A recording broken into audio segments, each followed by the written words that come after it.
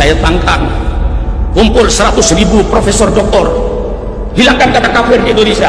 Tidak bakalan hilang selama Al-Quran. Barang siapa yang menyakiti orang-orang non-muslim yang mereka hidup rukun dan damai dengan umat Islam, maka sayalah musuhnya, kata Rasulullah. Menggelegar ikhafillah, kiai ini beberkan keindahan ayat suci Al-Quran, mujizat Al-Quranul Karim. Jangankan 300 ayat Al-Quran, jangankan satu ayat Al-Quran, satu kata pun dalam Al-Quran mustahil bisa dihilangkan. Simak sampai usai kebenaran ini. Semoga di luar Islam Anda mendapatkan hidayah dari Allah Subhanahu wa Ta'ala atas indahnya Islam sebagai rahmatan lil alamin. Assalamualaikum warahmatullahi wabarakatuh. Alhamdulillah, sahabat Asik Haji, semoga semuanya ada dalam sehat walafiat dan senantiasa ada dalam naungan Allah Subhanahu wa Ta'ala. Amin ya Allah ya rabbal alamin. Alhamdulillah, senang bisa berjumpa kembali di channel Asik Haji ini. Channel insya Allah terus menerus bersama antum tentunya menyuarakan yang hak dan mengcounter segala fitnah tuduhan yang dilakukan oleh oknum yang jelas tidak rela dan ridho kepada Islam. Baik, alhamdulillah, pada kesempatan kali ini kita akan tampilkan seorang kiai yang karismatik, yang berwibawa.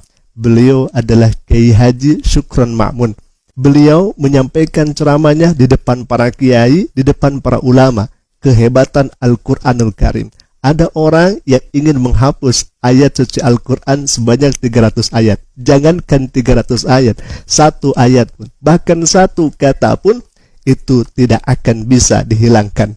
Karena kehebatan Al-Quran yang sangat luar biasa. Bahkan kiai ini menantang, kumpulkan doktor, kumpulkan profesor untuk menghilangkan satu ayat pun atau satu kata pun dalam Al-Quran, tidak akan mampu dan tidak akan bisa.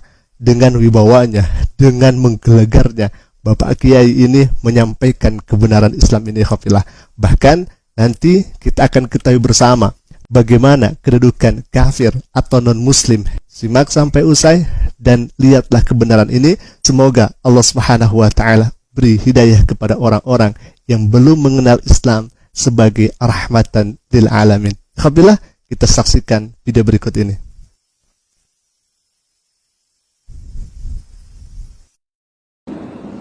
Orang kafir itu menurut Al-Quran, ya.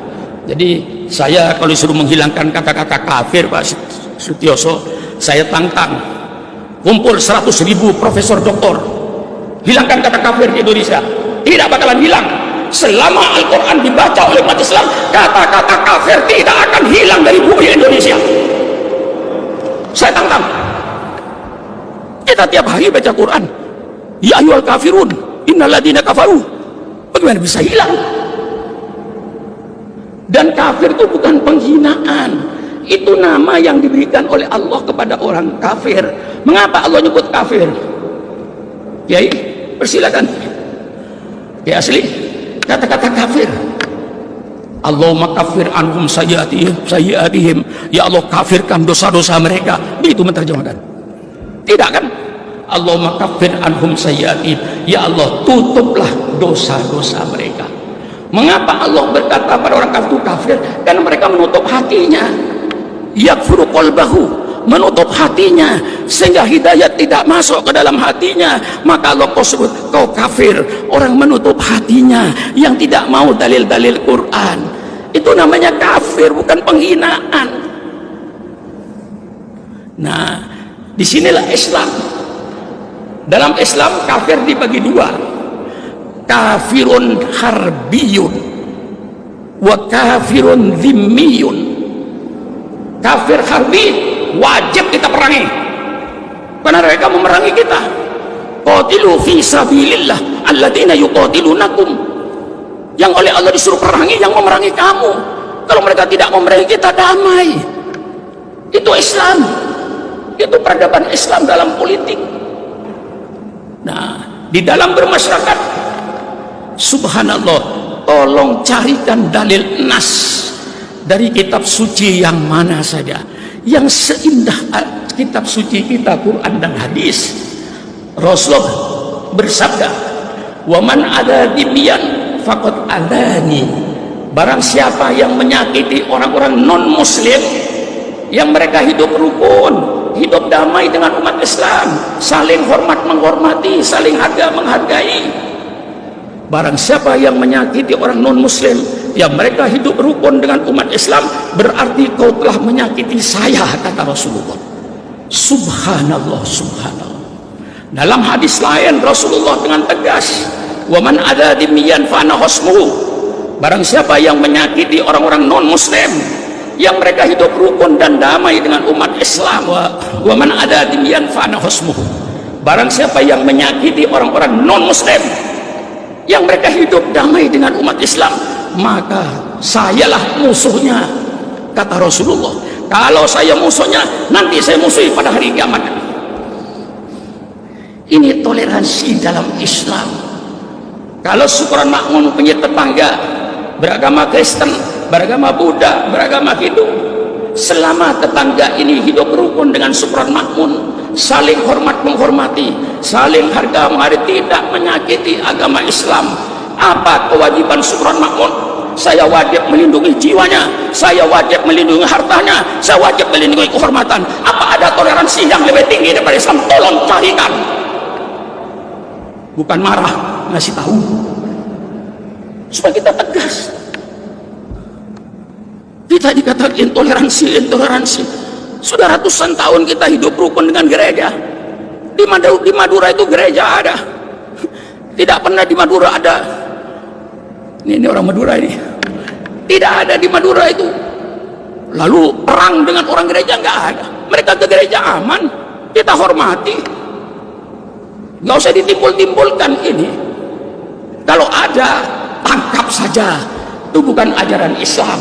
Toleransi itu saling hormat menghormati, saling harga menghargai, hidup rukun, hidup damai antar umat beragama, tapi bukan berarti membenarkan semua agama, membenarkan semua agama kafir murtad. Saya harus begini. Nah, mari keyakinan ini kita jaga dengan tidak menghormati orang lain. Jangan karena menghormati orang lain kita korbankan akidah. Tidak benar itu. Lah, Masya Allah, ikhafillah, sudah jelas bahwa Islam itu adalah rahmatan lil alamin. Barang siapa yang mengganggu atau memerangi non-muslim atau kafir dinni, maka seolah-olah dia sudah mengajak untuk bermusuhan dengan baginda Nabi SAW. Dan nanti di akhirat, orang tersebut tidak akan mendapat syafaat dari Nabi SAW. Tapi bagi non-muslim yang memerangi Islam, yang menzalimi, yang menganiaya Islam, maka tidak ada alasan lagi kecuali untuk diperangi kembali, karena Islam sudah teraniaya dan dizalimi. Tapi sekali lagi, ini yang harus dicatat.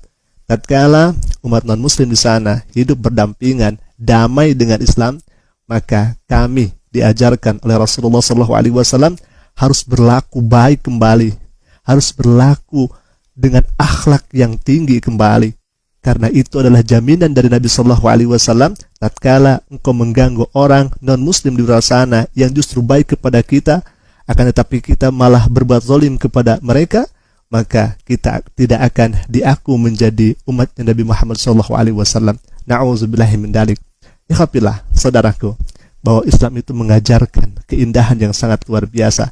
Hanya orang-orang pembenci, hanya orang-orang pemfitnah, hanya orang-orang penghujat yang tidak rela dan tidak suka terhadap Islam, maka mereka ingin memadamkan cahaya Allah, mereka ingin mematikan cahaya Allah. Akan tetapi justru dengan fitnahan mereka, dengan hujatan mereka, cahaya Allah akan semakin terang benderang. Dengan hujatan mereka, dengan fitnahan mereka, justru orang-orang akan lebih penasaran kepada Islam. Apa sih Islam itu? Bagaimana Islam itu? Dan kita akan temukan bahwa keindahan Islam itu sangat-sangat luar biasa. Tidak ada toleransi yang tertinggi kecuali semuanya ada dalam agama Islam. La ikraha fiddin, lakum dinukum waliyadin. Ikhwafillah, mungkin itu saja dulu yang bisa kami sampaikan. Karena ada saja orang-orang yang menghujat dan mencaci atau memfitnah Islam.